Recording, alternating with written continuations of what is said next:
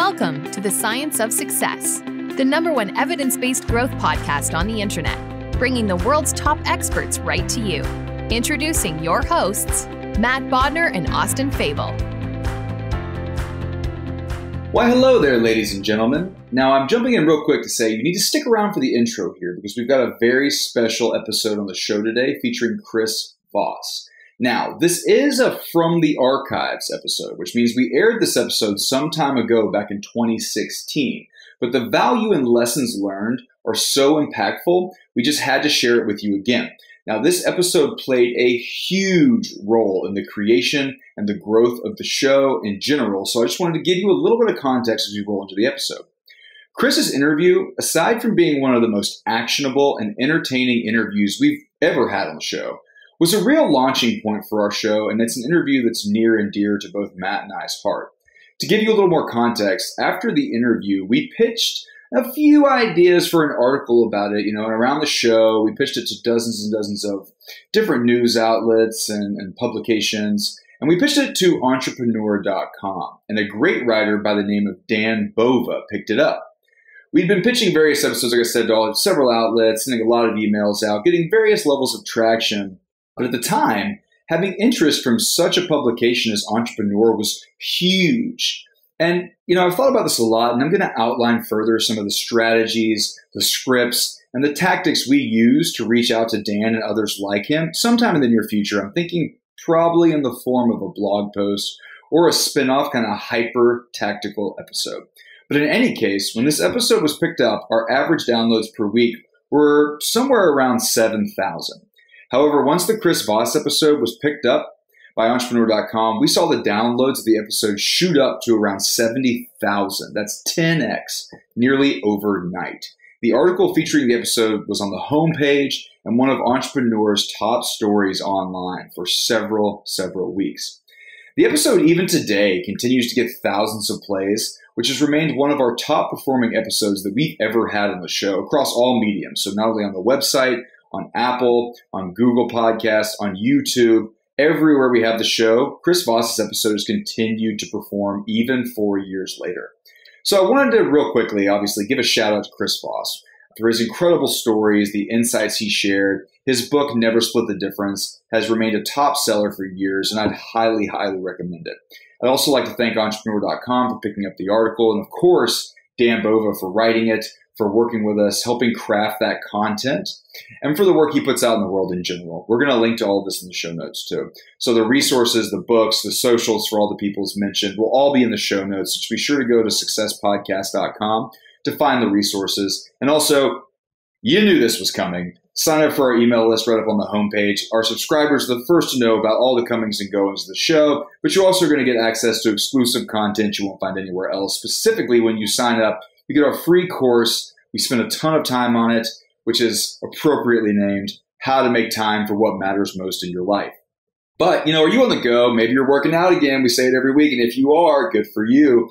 Sign up for our email list easily just by texting the word SMARTER, SMARTER, to the number 44222, and you'll be signed up today. Now, on to Chris Voss, the myth, the man, the legend. Chris Voss is the founder and CEO of the Black Swan Group, an adjunct professor at Georgetown and University of Southern California. During his 24-year term with the FBI, where he most recently served as the FBI's lead international kidnapping negotiator, Voss worked approximately 150 kidnappings worldwide. That's insane. From the Middle East to Haiti, including a number of high-profile kidnappings. Voss has been trained by the FBI, Scotland Yard, and Harvard in the art of negotiation and negotiated with the likes of terrorists, hostage takers, and bank robbers. Some very unsavory characters. In this episode, we discuss the secret lessons hostage negotiators around the world use to win the day, how to understand and influence people's emotional drivers, the 2 words that can transform any negotiation, and the biggest hallmarks of powerful master negotiators, and much more with, as I mentioned, the FBI's former lead international kidnapping negotiator, Chris Voss. We really hope you enjoy the interview. It's from the archives. If you like this format, let us know. Reach out to me at austin@successpodcast.com. We'll be sure to feature more episodes from the past that continue to be relevant today. And without further ado, ladies and gentlemen, we give you Chris Voss. Today, we have an incredible guest on the show, Chris Voss. Chris is the founder and CEO of the Black Swan Group, an adjunct professor at Georgetown and the University of Southern California. During his 24-year term with the FBI, where he most recently served as the FBI's lead international kidnapping negotiator, Chris worked with approximately 150 different kidnappings worldwide, from the Middle East to Haiti, including a number of high-profile kidnappings. He also has been trained by the FBI, Scotland Yard, and Harvard in the art of negotiation and negotiated with the likes of terrorists, hostage takers, and bank robbers. Chris, welcome to the Science of Success. Matt, thank you very much. Happy to be here. Well, we're super excited to have you on. So you obviously have an incredible background. Tell us a little bit about your story and kind of how you got down this path. There I was walking through the cornfields of Iowa when I realized that I had to be a hostage negotiator. No. A police officer, FBI agent, New York City, part of the Joint Terrorist Task Force. Actually, I'd been a SWAT guy. The crazy thing was I had been on the SWAT team in the FBI, and I had a recurring knee injury. And, Providence, the universe, got me into this whole communication thing, verbal communication. What a concept, right? But I knew we had hostage negotiators, and I decided I wanted to learn how to be a hostage negotiator. And then it led into just basic human communication and how do we communicate with people who really don't see eye to eye to us, no matter how intense that is. And it was great. I mean, I found it much more interesting and added a lot to the rest of my life. And, now let's make it work in business and personal life. And you've obviously been through some incredibly difficult, tense negotiation situations. One of the concepts that I believe you've talked about and something that I'm really interested in is the idea of the behavioral change stairway. Could you explain that concept a little bit? It's the idea that there's a progression of how we get to where we want to go. And, the shortest distance between 2 points is not a straight line, is like what I like to talk about in communication all the time, because we want to go directly at what we want. And the stairway is started as a two-dimensional representation of, we got to make some steps. And each step then becomes a foundation for the next step. And first of it is just basic developing rapport. And you develop rapport, I'll use a term that puts everybody to sleep, empathy. Most of the time, when was the last time you were at a cocktail party and you had an exciting conversation about the latest developments in empathy? It's not being talked about on CNN, but it's really, an indirect route to establishing a great relationship is letting the other side know you understand them and showing them how you understand. And one step leads to another, which basically then puts you in a position to influence other people. It's based on trust, and it's based on emotional intelligence. And one step at a time, with each step being a great foundation for the next, and you can influence outcomes. You can change people's minds. And one of the things you've done incredibly well is bring emotion into the process of negotiation, which originally sort of started out as a very dry, logic-driven field. Can you talk about that a little bit? Yeah, well, I'm not bringing emotion in at all. It's there. It's the elephant in the room. I mean, there's this monstrous creature in the middle of every communication, and what we want is based on what we care about. You make every single decision, each one of us, I make all my decisions based on what I care about, and that makes decision-making, by definition, an emotional process. So, my approach is, let's stop kidding ourselves. Hostage negotiators don't kid themselves about emotions. So they said, okay, look, this is an emotionally driven situation. Give me a set of tools where I can navigate these emotions. The history of business negotiation has been this fiction that somehow we're rational or we're logical. And that's why emotional intelligence has become to the forefront of business success today.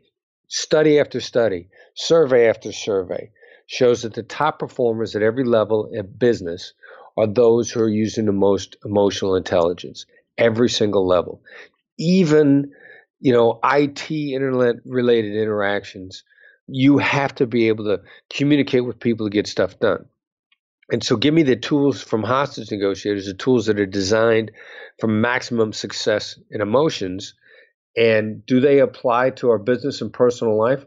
Absolutely, because we're driven by what we want. And so it's a recognition of the reality of we make our decisions based on what we want, emotional, what we care about, emotional intelligence, and these are the skills. These are phenomenal skills. You made an incredible point, which is that it's not that you're bringing emotion into the process, it's that it's already there, and we just have to learn to work with it and accept and recognize that fact. Yeah, it's just there. I used to have to try to make the case for it, and scientists don't understand what hold together the universe, and because they can't measure it, they say, well, there must be something out there called dark matter. It must be dark matter. And I used to say emotions are the dark matter of negotiation because we don't know what it is. We can't wrap our minds around it, but it holds everything together. So, let's recognize that it exists and maximize it. And this stuff is very effective. I mean, you can't get away from it.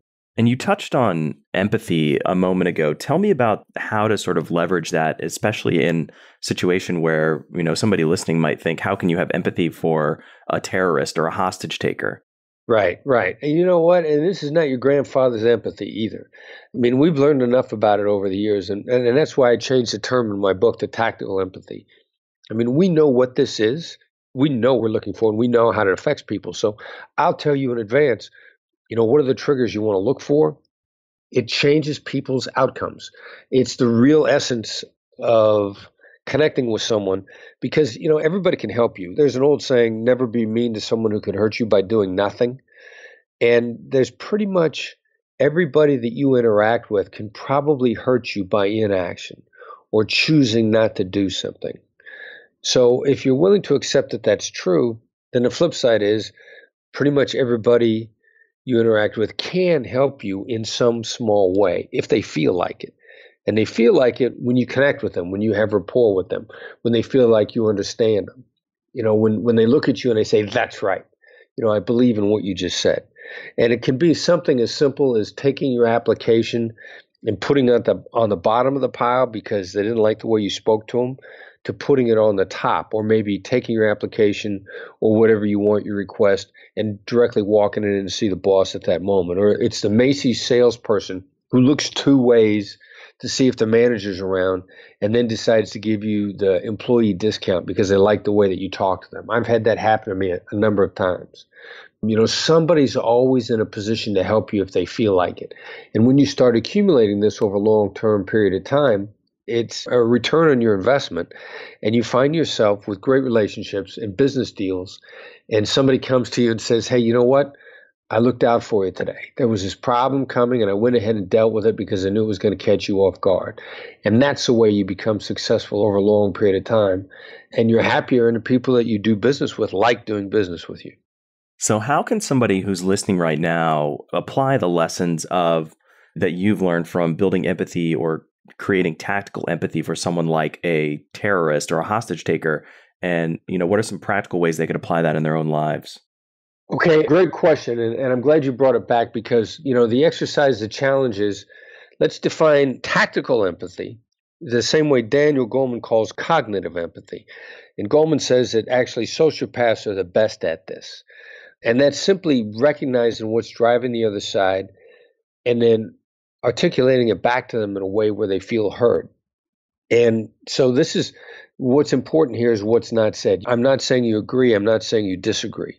If I neither agree nor disagree with your position, if I simply understand where you're coming from and recognize it, that gives me the ability to have empathy with anybody. I can know what drives you without agreeing with it. And I can have empathy with a terrorist, sympathy for the devil, empathy with a terrorist. Not quite the same thing. I'm not agreeing it. I'm not feeling it. I'm just seeing it. And because of that, I can tell you what Jihadi John, the killer from ISIS, I can tell you what drives him. And as soon as I know what drives him, because I simply recognize it, now I can influence it. I can move it. I can change it. I might not be able to change it a little. I might be able to change it a lot, but I'm greedy in my influence and I'm very particular. My dollars are scarce. So I'm not spending my dollars when I can spend emotional intelligence and change the outcomes at the same time. And with that, it gives me the power to have influence on anybody on the planet. Might not be a little, might be a lot. I'm not willing to leave anything on the table, so I'll take whatever influence I can get to try to change the outcome.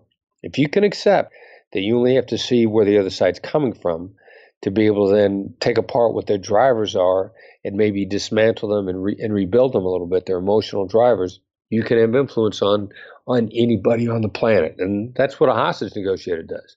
We put ourselves in a position to influence anybody. We don't have to like them. We just have to be willing to influence them. This episode of The Science of Success is brought to you by our partners at BetterHelp. That's BetterHelp, H-E-L-P. You'll get 10% off your first month by going to BetterHelp. Once again, that's BetterHelp, HELP.com/SOS today for 10% off your first month. Let me ask you, what interferes with your happiness? Is there something preventing you from achieving your goals? I know there have been plenty of times getting too far into my own head has kind of gotten in my way. Limiting beliefs, thoughts of doubt, it can all build up inside you and become paralyzing or cause counterproductive behaviors to form. BetterHelp will assess your needs and match you with your own licensed professional therapist. You'll get timely and thoughtful responses, plus you can schedule weekly video or phone sessions, all without dealing with one of my least favorite things ever, the waiting room. It's effective and more affordable than traditional online counseling, and financial aid is available. Licensed professionals are on staff who specialize in things like depression, stress, anxiety, relationships, trauma, and even more. Plus, everything you share is completely confidential. In fact, so many people have been using BetterHelp, they are recruiting additional counselors in all 50 states right now. If you want to start living a happier life today, as a listener, you'll get 10% off your first month by visiting betterhelp.com/SOS. Join over 1 million people taking charge of their mental health. Again, that's BetterHelp, HELP.com/SOS for 10% off your first month today. I love that point that it doesn't matter sort of what your starting point is. You can create influence with anybody on the planet if you're able to really dig in and understand what they want, what they're feeling and thinking emotionally, and what drives them. Yeah, and it's important to draw the distinction that understanding is not agreement. Now that scares some people. It scares a lot of people. I can understand Bernie Sanders supporters. I can understand Donald Trump supporters. I can understand Hillary Clinton supporters. I can understand all of them. And as soon as I know where they're coming from, it gives me an opportunity to adjust where they're going. You touched on this concept a moment ago, the idea of, and maybe it's a little bit different, but the idea of mirroring. Can you talk a little bit about that? Yeah, sure. A mirror is, and it's not the mirror that everybody else thinks of. Most people see mirroring as, let me mirror their body language. Let me stand like they stand. If they got their chin in their right hand, let me put my right hand to my chin. If they're leaning against the wall, let me lean against the wall. The mirroring of the physical body language, that's not it. It's simpler and it's actually more powerful. The mirroring a hostage negotiator does, what the difference is, the mirroring is just the repetition of the last 1 to 3 words that someone has said. The last 1 to 3 words that someone has said? Exactly. Just exactly like that. And it's a great, simple tool that feels enormously awkward when you do it. When I'm training people, I have them do it right away because the biggest barrier to these skills is not their complexity or their intellectual challenge of understanding them. The barrier here is feeling awkward because it's different. You feel awkward, the other person feels listened to. A mirror triggers, punches a button in somebody else's mind. It's like reword what you just said and go on. It's almost a command. It's the closest thing that a lot of people that I train this say, wow, this is a Jedi mind trick. A Jedi mind trick? It's a Jedi mind trick because people love it and they want to go on. And it was a funny story. It made me look funny, and that's why I included it in the book. I had an employee that was mirroring me for 45 minutes once. I didn't even know it. My son was sitting there, and finally he couldn't take it anymore. He goes, "Stop it! Don't you see what he's doing to you?" And I was like, "No, what's he doing?" He's been mirroring you for the last 45 minutes. You didn't even know it. You just enjoyed talking so much. He kept you going. So it's really just as simple as repeating back the last 3 or 4 words that they said? You pick out 1 to 3 words. And the other problem it solves also is, like most of us, when we say what we mean, we often use very words that are very carefully selected for our own brain. And we know what we mean by that, but there's a pretty good chance actually it isn't exactly the way the other person is thinking. And your perfect words are kind of missing the mark. And if somebody says, what do you mean by that? We're most likely to repeat the exact same words, only louder. It's like an American trying to be understood in France. I just say it again and only louder. What a mirror does, it flips that switch so the person will repeat what they've said in different words. It's how you get someone to paraphrase themselves is what it really does. It triggers a paraphrase. You don't have to paraphrase for them. You let them paraphrase. And you're going to increase your meaning. The other thing you're going to do, you mentioned moments before. It buys moments for you in the conversation so you get more time to think. And the other thing that mirroring does, I've got a client of mine who's one of the smartest people I've ever met. He mirrors the other side's negotiation position, so key words in it every time, because he knows how they respond tells them whether or not they're firm or whether or not they're open for conversation. And when you get someone to paraphrase themselves, it gives you a real clear idea of the firmness of their position. So the idea of buying moments in a conversation, I know you've talked about the importance of listening, and I want to dig into that, but also the idea that if you're focused only on explaining yourself and explaining your arguments, it's really, really hard to kind of step back and understand what the other side is saying. Right. Yeah. Good point. And you need these moments because some people have described the art of negotiation as letting the other side have your way. Well, how do you let the other side have your way? You got to get the other guy talking, which means you have to be quiet and you have to keep them talking. Winning in a negotiation is not beating the other side, because when you beat the other side, actually you leave resentment planted in them and they want to pay you back if they feel beaten. And what's going to happen is it's going to erode your implementation. And as a human being or as a company, revenue is realized when it comes in, not when it's promised, which means you don't make your profit when the deal is signed. You make your profit as the deal is implemented, even if it's an agreement between a husband and a wife. You both realize value as you carry out what you agreed to. And people who feel beaten aren't going to want to implement. They're not going to want to let you realize the revenue, or again, they're going to hurt you when they can by doing nothing. So you buy these moments, so you let the other side talk, that you find out what's possible. Never be so sure of what you want that you wouldn't take something better. You got to hear from the other side what those better things might be. And then when they came up with a great idea that you didn't think of, you look on them and you congratulate them for how smart they are. And then they're going to implement. You're both going to like it and you're both going to be better off. And so you got to let the other side go first in order to get there. So going back a little bit to talk more about how we can be better listeners, tell me about the concept of active listening and how can we cultivate that? It's not just active, but it's proactive. So the first and simplest way to cultivate it is to shut the front door, is to, go silent. And, we talk about moments. What's a moment? A moment is 3 seconds. Give the other guy a chance to speak and then actually try to paraphrase what he said or ask a clarifying question. There's great power in clarity when you're trying to pull clarity out of the other side. Paraphrase what they've said. Mirror the last 3 words of what they just said to get them to paraphrase. You're designing a communication process that draws the other side out, which the other thing you want the other side to do is you want them to show you their hidden cards. In every conversation, in every negotiation, there are things that we're holding close to the vest. It's really important to us. That's why we're holding them close to the vest. There are hidden cards, if you will, our proprietary information, our secret information. That happens every time.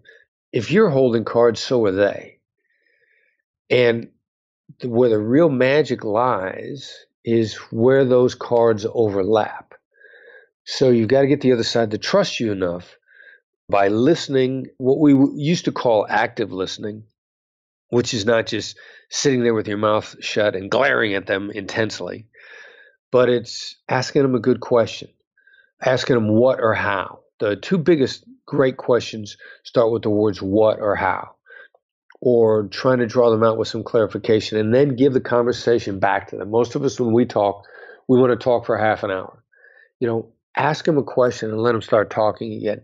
It's a very encouraging process, but it's very much how you get it there. They're black swans, they're hidden information, they're secret hidden cards where you make great deals. The two greatest questions start with the words what or how. Explain that. What and how. People love to be asked how to do something. Or people love to be asked, what about this works for you? Of the list of open-ended questions that you could use, what and how are the most powerful because they make the other side feel good. In many cases, what you've just done, though, is, especially with how, you've caused them to take a look at the overall situation and the context of it. And you've also caused them, my first favorite way of saying no is, how am I supposed to do that? Now, there's two things about saying that. First of all, it's those words. But secondly, and even more importantly, is your tone of voice. Because people can either feel like you're asking for help or you're making an accusation. I can say, how am I supposed to do that when you present me with a difficult challenge that I can't accomplish? Or I could say, how am I supposed to do that? Exact same words, completely different meaning, which is an accusation. And I'm signaling that I don't like what you want and maybe even that I don't like you, which is bad for the communication. So the how question is one of the most flexible things combined with tone of voice to draw the other side out or even to set a boundary and say, look, I can't do that. And I need you to take a look at the whole context here. And I need you to look at me when I say, how am I supposed to do that? And that lets you know that I want to cooperate with you, but what you just put on the table just doesn't work. And you touched on this in that explanation. Tell me more about open-ended questions and why they're so important. Well, they invite the other side to talk. They show that you're willing to listen. And they are the most flexible overall. You can actually, and some people have been running circles with the how and what questions. So how you follow up a how and what question is extremely important also. Every CEO on a planet has been asked, what keeps you awake at night? And they're tired of that question. Not that they're tired of the question, but as soon as they're done answering, the person that asked them doesn't listen to the answer in any way, shape, or form. And that gets us back to a little bit of the active listening or the proactive listening I talked about before. Somebody answers your question, somebody answers your how or what question. You've got to show them that you were paying attention and that you just didn't have a preset list of things that you want to say regardless of what their response is. But there's a list of what's called the reporter's questions, so who, what, when, why, how, and where.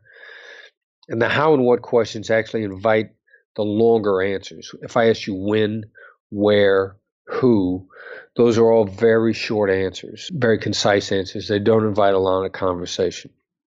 If I ask you why, even when I want to know why, you feel accused. Why did you do that? Why did you wear that shirt? Why did you get up at 7 o'clock this morning? It's one of the advantages I have as a hostage negotiator, is having to use these skills literally every culture on the planet.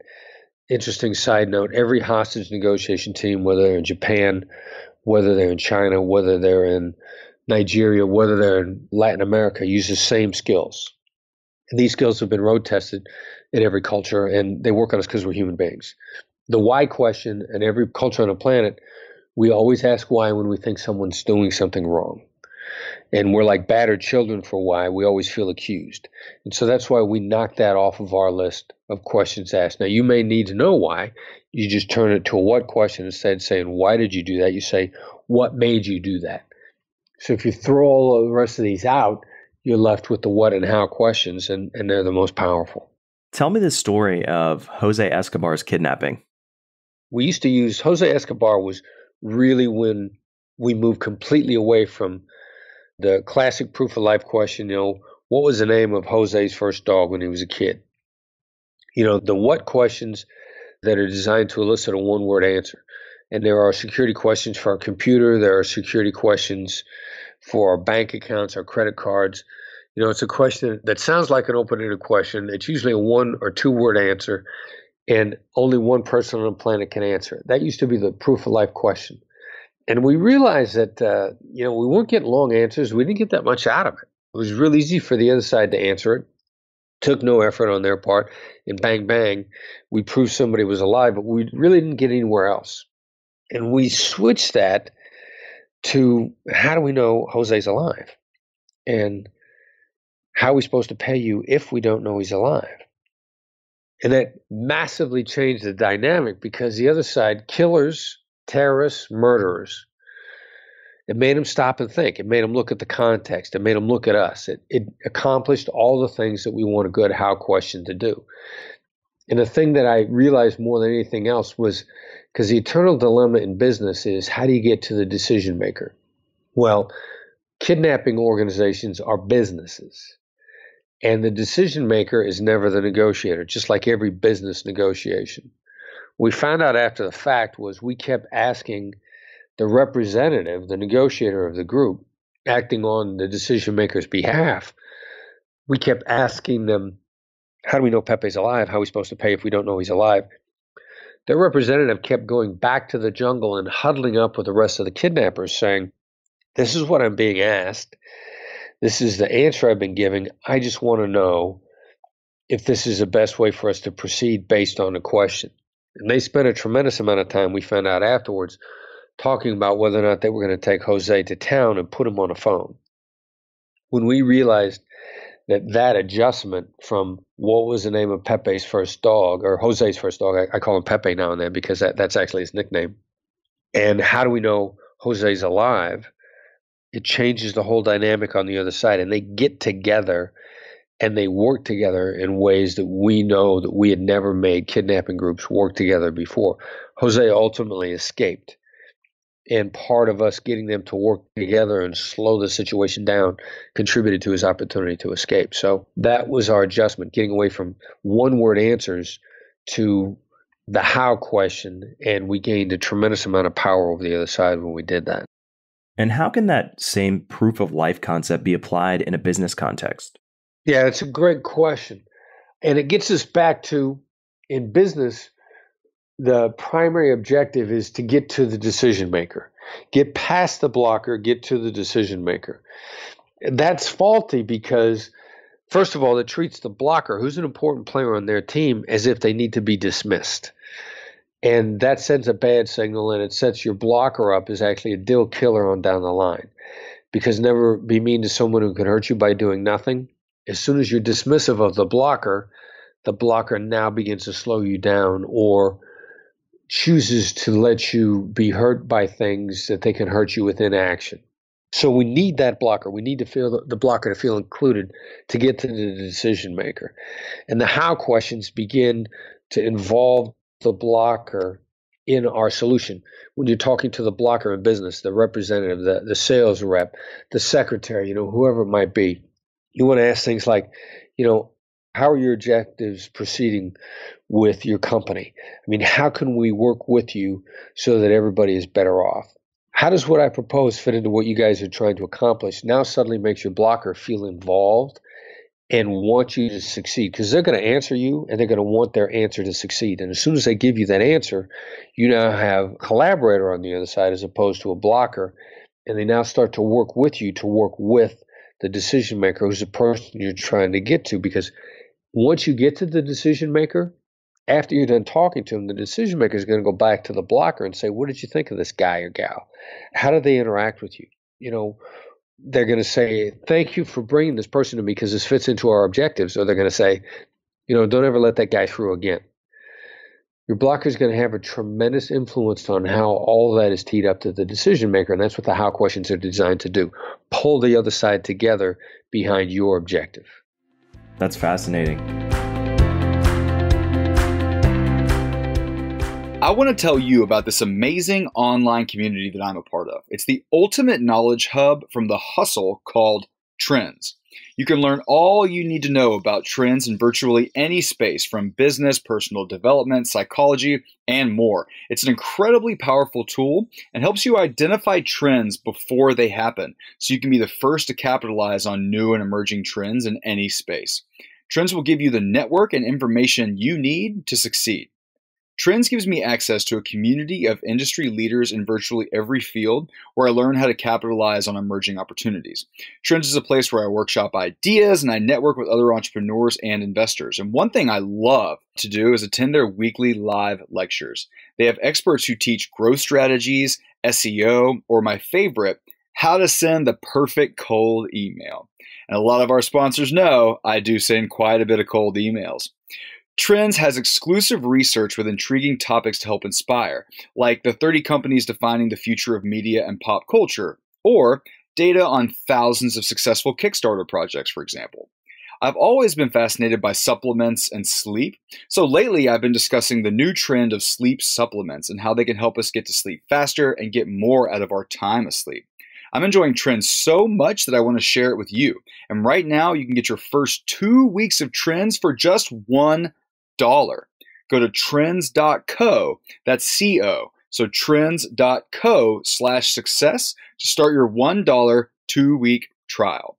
That's trends.co, C-O/success for your $1 2-week trial. Trends.co/success. So what are some of the other parallels you've seen or some of the ideas that have crossed over from hostage negotiation to business negotiation or negotiation in kind of everyday life? Well, the other side always wants more. They just don't know where it is. And as soon as they feel listened to, they're going to be more amenable to other ideas. There are 3 basic types in negotiation, and they get us back to the caveman response, because a caveman part of our brain, the amygdala, that where every thought goes through there. Evolution hasn't evolved that out of our brain. It's still there. And so when the caveman saw something, he thought, I run from it, I kill it, or I make friends with it. It becomes part of my tribe. Fight, flight, or make friends. It eats me, I mate with it. However you want to describe those 3 basic responses. But in each one of those responses, coming to an agreement is a secondary benefit. There's always something more important to the other side than coming to an agreement. And part of that is always in being understood. So if I can gain leverage on you, if I can get more of what I want by not spending a dime, but by simply letting you know I understand, then I open up the opportunity to get more for me and to have you like it. Stuart Diamond wrote a book that I love the title of. It's called Getting More. It sounds very selfish, but it's in fact, what we all want. We all want to do better. Getting more is also about having, from my context, it's also getting more by having better relationships, by having someone want to collaborate with you, by having the same person want to do business with you again, instead of you needing to search for new business counterparts all the time. I have tremendous respect for Donald Trump and what he's accomplished as a negotiator and as a businessman. Understand that he has to change his business venues every few years with this very aggressive approach because people get tired of that aggressive approach. When was the last time he put up a building in New York City that came anywhere near to Trump Tower, the Grand Central Station? Magnificent pieces of real estate that he did back in the 80s. Having to look for new business partners all the time means that he has to continually move from place to place to place. Not all of us have the ability to do this. Most of us, like Warren Buffett, I'd rather be like Warren Buffett because he's got to be not only the richest guy in Omaha, but he may be one of the richest people on the planet. He hasn't gone from place to place to place. And not all of us want to move from place to place to place, almost as if we're in the witness security program. We want to stay in one place and we want to flourish and we want to prosper. And you do that by having great relationships and having people wanting to continue to do business with you. And that's a lot of what this is really designed to do. So you talked about the difference in style between Trump and Warren Buffett.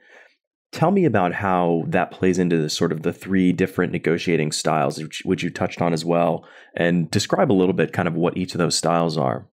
Well, one style is a very extremely assertive. I suppose that, even more than saying it's assertive, it's aggressive. And the aggressive style is intoxicating because you beat the other side and you have victory and you celebrate. The problem with that is the more people you beat, the fewer people want to do business with you. And what really comes to pass is I was talking to an executive in an energy company in Boston several years ago, the CEO of the company. And in his industry, he developed a relationship of being a very tough negotiator. And after a while, no one would make deals with him. everybody that he talked to, if by definition you did business with him, he won, that meant you lost. Nobody wanted to do business with him. And he was in a position, he actually had a deal on his desk that he negotiated every single point with the CEO from the other company, and the CEO refused to sign. Having negotiated and agreed to every point, when it came to signing at the bottom, he wouldn't sign. And he said, I know why this guy won't do this. I've got such a reputation as a tough negotiator. If he signs a deal, it means he lost, and he knows his board's going to fire him because he lost. And that's the residue of being the very assertive guy. When you always win, the other side always loses. And pretty soon people lose their appetite for that. Nobody wants to do business with you. And to all due respect for Mr. Trump, his businesses are spread all over the world. He doesn't stay in one place. He's not putting buildings up in New York City anymore. He's not building casinos in Atlantic City anymore. He'll build a golf course or a resort in one location, and then he'll have to move on. And my assessment is he's left such a toxic residue with each deal that people don't want to continue to do business with him. That's one type. Now, he actually prefers to be understood, interestingly enough, and the book that he's gotten some criticism over as to whether or not he wrote it. I don't know. The Art of the Deal. I don't know if he wrote it or not. His co-author is bad-mouthing him now, which is another interesting residue of being assertive. But I read that a long time ago. And he was more than willing to talk about and describe the people that could handle him. And there are people that have handled him. His son-in-law is one of them. His son-in-law is not one of the assertive, aggressive types. His son-in-law is very analytical. His son-in-law is very quiet. Ivanka's husband, I believe. And this is the great description of what I refer to as the analytical guy. The analytical guy doesn't like open conflict. He sees it as being extremely non-productive. The analytical guy thinks things through, and you will never discuss a problem with an analytical person until they have at least one solution and probably multiple solutions. So the analytical guy, the non-open combat guy, can do very well with the assertive negotiator. And you see that play out in Donald Trump's organization with the people that he seems to have the most respect for. So that's the second type. And then the third type is the person who's relationship oriented, and they make friends. They bring you into their tribe. They want you to be part of their life. They want to have a long-term ongoing relationship with you. They're likable.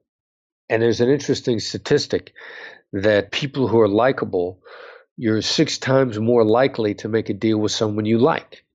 And that becomes a very strong tactic to be brought into a negotiation. You can understand that if you're likable, people want to do business with you. That sounds crazy, right? Why would you want to do business with somebody you like as opposed to somebody who feels like that they got punched in the face by you? So likability is a third core attribute. And in my view, the great negotiator combines all three types. The great negotiator is assertive without being aggressive. The great negotiator thinks things through and comes up with multiple options. And the great negotiator develops a good relationship with you and is very likable, and you want to continue to do business with them. So whatever your default type is, I'm here to tell you, don't discard it. Add to it by evolving and improving, not by changing. You've said before that you would never lie to anyone that you're not going to kill. Tell me about that. That came up because when I went through Harvard Law School's negotiation course as a student, and I'm the only FBI agent, I think, that ever went through the class who wasn't a student. They said, what do you feel about lying? Because they're very much against lying. Lying is a bad idea. And I said, well, as a hostage negotiator, I never lie to anybody that I'm not going to kill.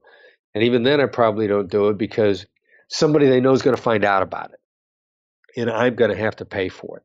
I mean, lying is this great seductive trap. Maybe I can just get what I want right now if I just tell this one lie, and I'll fix it later. There's a couple problems with that. You just set a ticking time bomb on yourself that's gonna blow up because nobody likes being lied to. That's the first problem.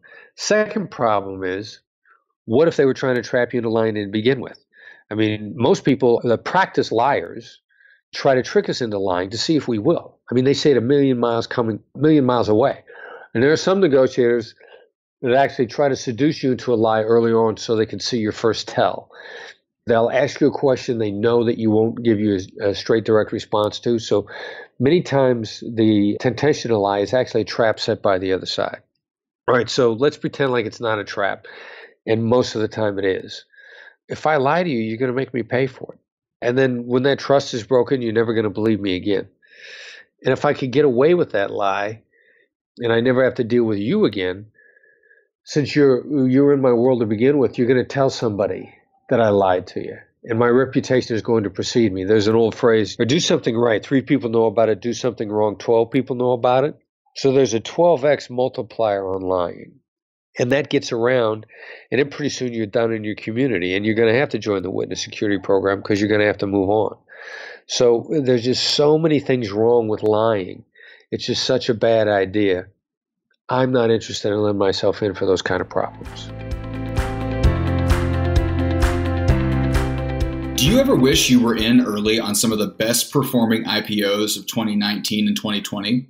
Our Crowd investors were, and now you can join them in what's next. With Our Crowd, accredited investors have access to invest directly, easily, and most importantly, early.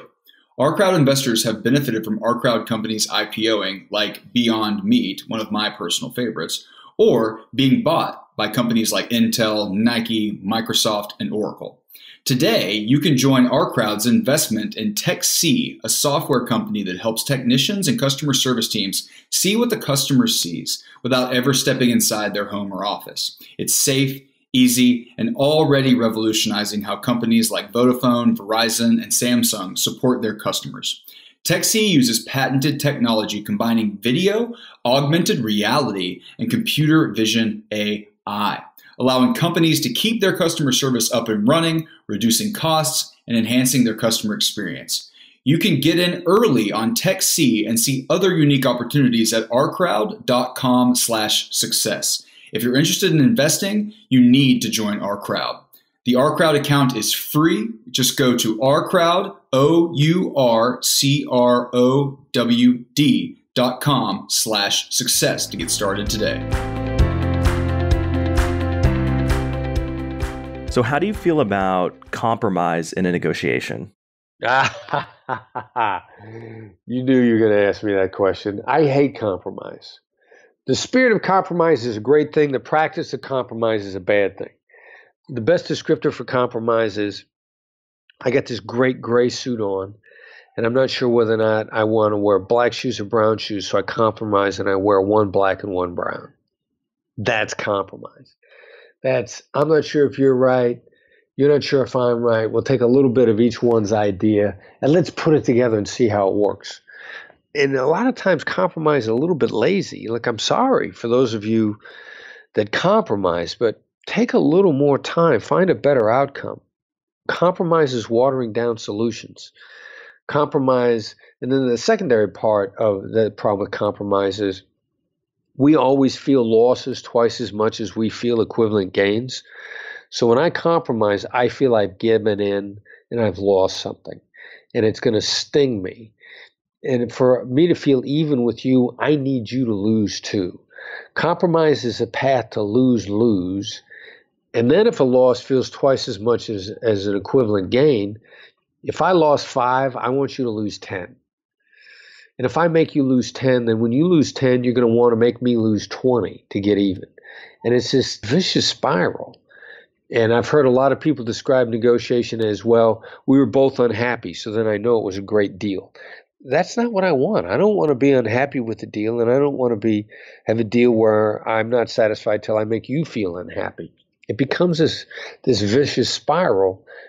And if you just take a little more time and maybe hear the other side out, maybe they'll throw something on the table that you really like, and instead of asking them to compromise, you take their better solution. That gets you out of the vicious spiral and maybe puts you into a virtuous circle where things are going better all the time instead of we're getting each other back. So compromise is a dangerous whirlpool trap that I just don't want to get sucked into. Tell me about the idea of shaping what is fair in a negotiation. Fair is the F word. You just use the F word on me in a negotiation. Oh my God. Fair is this emotional bang, bang. word that if I say to you, look, I just want what's fair, which is said all the time, I've just accused you of being unfair. It's what manipulative negotiators do. It's what the NFL owners did when they locked the players out.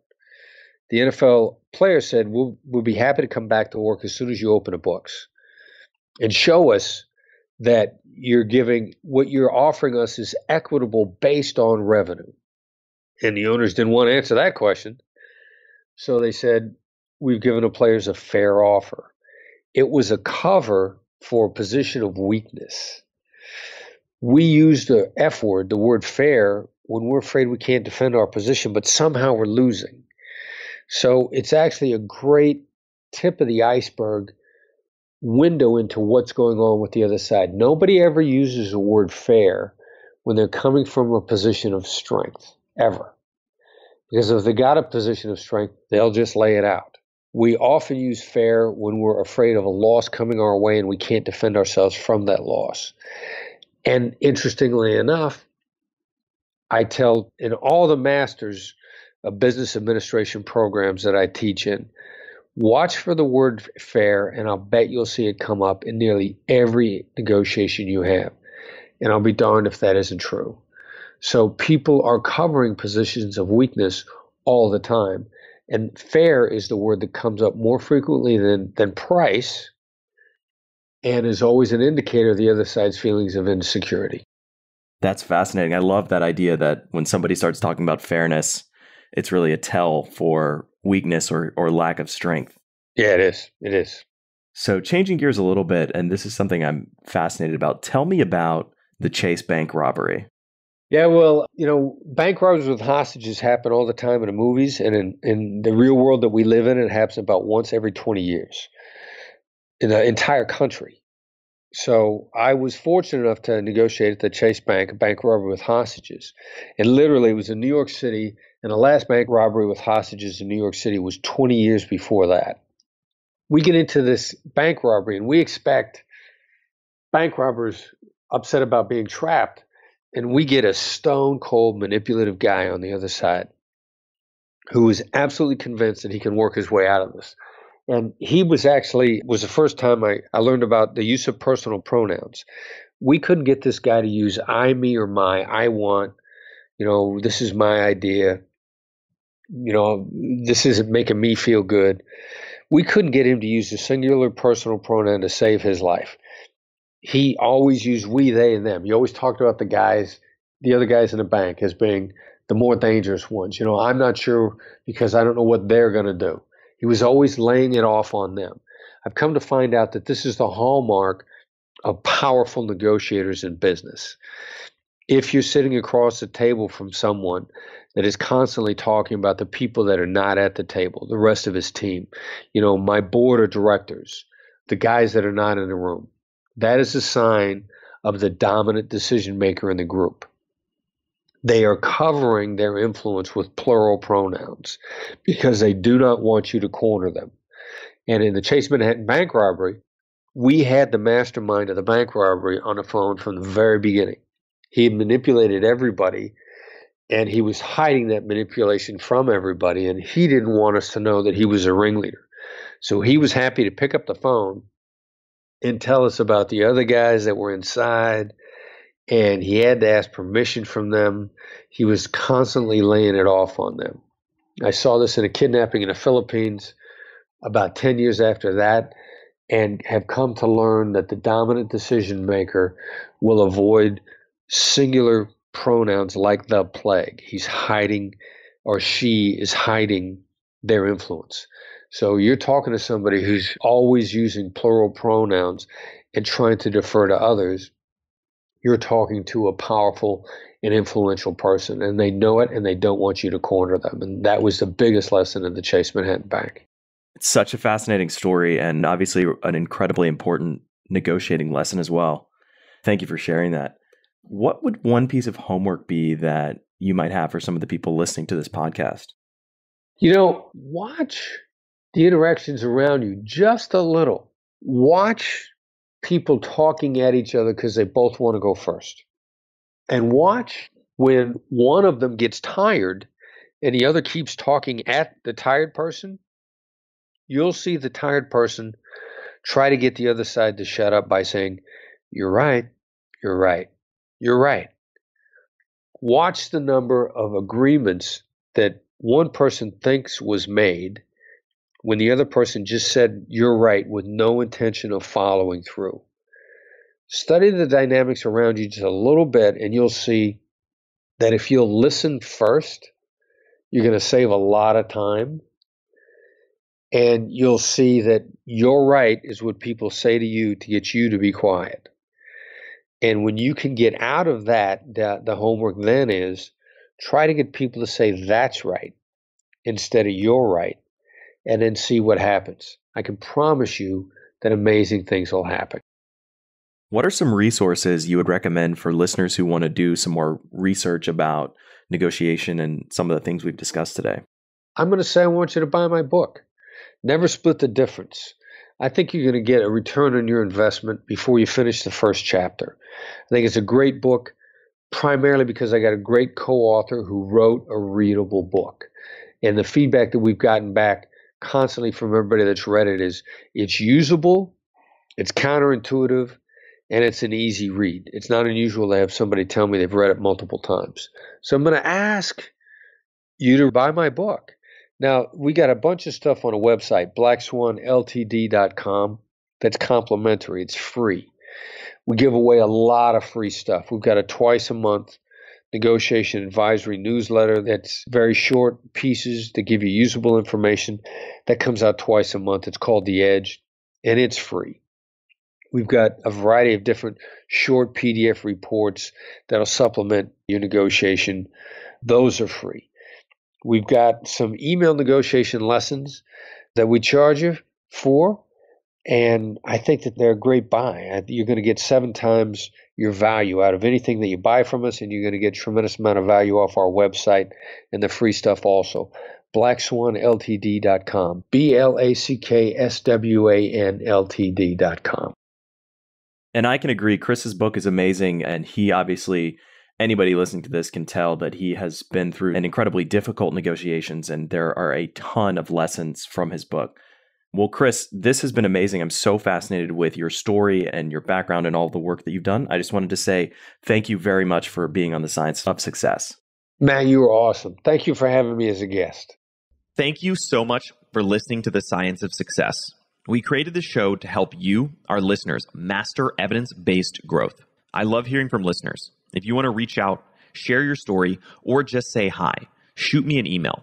My email is matt@successpodcast.com. That's matt@successpodcast.com. I'd love to hear from you, and I read and respond to every single listener email. I'm going to give you 3 reasons why you should sign up for our email list today by going to successpodcast.com, signing up right on the homepage. There's some incredible stuff that's only available to those on the email list, so be sure to sign up, including an exclusive curated weekly email from us called Mindset Monday, which is short, simple, filled with articles, stories, things that we found interesting and fascinating in the world of evidence-based growth in the last week.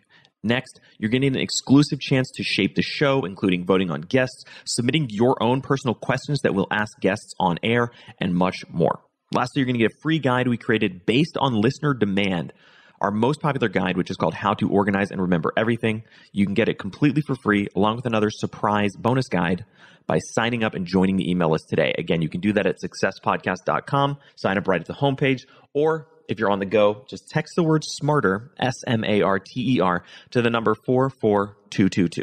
Remember, the greatest compliment you can give us is a referral to a friend, either live or online. If you enjoyed this episode, please leave us an awesome review and subscribe on iTunes, because that helps boost the algorithm, that helps us move up the iTunes rankings, and helps more people discover the science of success. Don't forget, if you want to get all the incredible information we talk about in the show, links, transcripts, everything we discuss, and much more, be sure to check out our show notes. You can get those at successpodcast.com. Just hit the show notes button right at the top. Thanks again, and we'll see you on the next episode of The Science of Success.